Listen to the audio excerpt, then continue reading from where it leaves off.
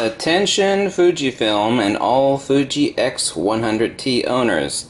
I'm going to get to the X100T in just 2 seconds. Now everybody in the world asks me, where do I get these hand straps for my Fuji cameras? You see?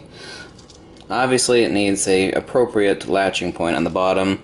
I've been using these for 20 years with Nikon in a different variety. I make these myself. They're very simple to make.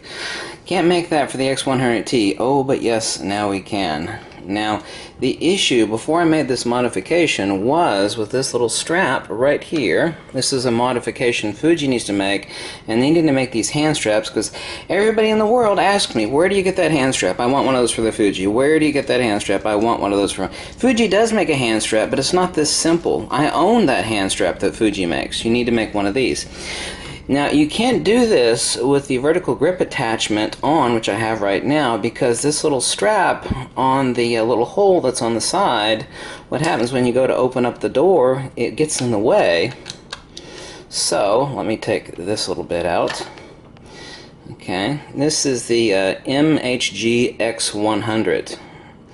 Okay, so now I can actually, and I have, put the hand strap on my Fuji X100T if you have the MHG X100.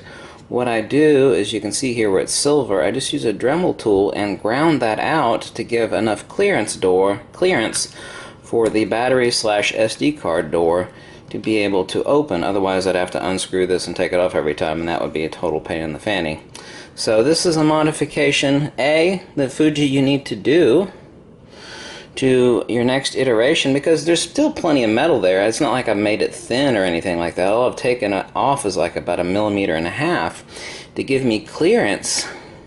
And you can see where it's nice and shiny silver there, where I ground it down with a Dremel tool and then used some sandpaper to smooth it out. So attaching that there, I'm able to attach my hand strap to my Fuji X100T, this exact same hand strap in this exact same configuration. So that is epic awesome. Obviously, if you have just the X100T, this doesn't change anything for you. You actually have to have the vertical attachment, which I love this by itself, but now that I'm able to add that hand strap, my favorite hand strap in the world, which Fuji you should be making, with the MHG X100, is now epic awesome. What I'll have to do is just grind off about 1 millimeter, a little bit more than 1 millimeter of depth to give that little piece of strap clearance so that I can use it on my Fuji X100T. Thank you for watching. Catch you later. Bye.